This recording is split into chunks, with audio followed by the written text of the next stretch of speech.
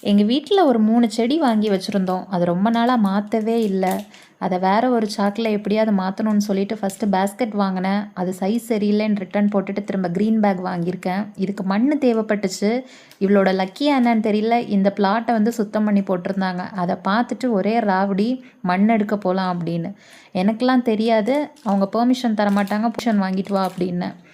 இவளே போய் அந்த வீட்டில் போய் பெர்மிஷன் வாங்கிட்டு வந்துட்டான். விட்டுட்டு வந்ததும் ஒரே ஹாப்பி மேடம்க்கு. அவங்க பரவாயில்ல எடுத்துக்கோங்க அப்படின்னு சொல்லிட்டாங்க. 3 க்ரீன் பேக்கையும் ஓப்பன் பண்ணி கொஞ்சம் கொஞ்சமாக மண் அடைக்க ஆரம்பிச்சிட்டேன்.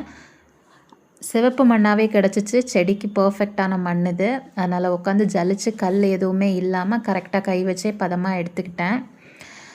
கொஞ்சம் அவளுமே ஹெல்ப் பண்ணால், அவளோட ஃப்ரெண்டுமே வந்து ஹெல்ப் பண்ணியிருந்தாங்க. அதனால் 3 க்ரீன் பேக்லேயும் தகுந்த மாதிரி ஓரளவுக்கு நிறையவே மண் எடுத்துகிட்டு வந்தேன். நான் அடைக்க அடைக்க ஒன்று ஒன்றா தூக்கிட்டு போய் வீட்டு வாசலில் வச்சுட்டாங்க. 3வது க்ரீன் பேக்கையும் மண் ஃபில் பண்ணிவிட்டு மேலே எடுத்துகிட்டு போயிட்டேன். அந்த 2 பேக்குமே பாப்பா ஒன்று ஒன்றா மேலே எடுத்துகிட்டு வந்துட்டாங்க. அதுக்கப்புறமா கத்தியும் ஒரு சின்ன சாக்குமே எடுத்துகிட்டு வந்தாங்க. அதில் மண்ணை கொட்டி கொஞ்சம் கொஞ்சமாக தேவைக்கு தகுந்த மாதிரி எடுத்து க்ரீன் பேக்கில் கொட்டிட்டோம். இந்த க்ரீன் பேக் நான் செகண்ட் டைம் ஆர்டர் போடுறது. ஃபஸ்ட் டைம் வந்து பேஸ்கெட்டும் கீழே பிளேட்டும் வர மாதிரி ஆர்டர் போட்டேன். ரொம்ப சின்னதாக இருந்துச்சு. அதுக்கப்புறம் அதை ரிட்டன் போட்டுட்டு திருப்பி க்ரீன் பேக் ஆர்டர் போட்டேன். இந்த க்ரீன் பேக்குமே ரொம்ப சின்ன சைஸ் தான். உங்களுக்கு வீடியோவுக்கு பார்க்குறதுக்கு பெருசாக தெரியுது. இதுவுமே மீஷோவில் தான் ஆர்டர் போட்டேன். சரி பரவாயில்ல இருக்கட்டும், இந்த செடி இப்படியே விட்டுட்டா அவ்வளோதான்.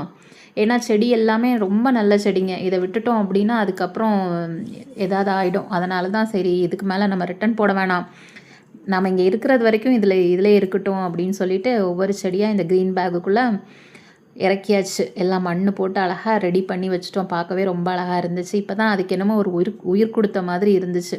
செடி வாங்கினதே மெயினாக பாப்பாக்காக தான்.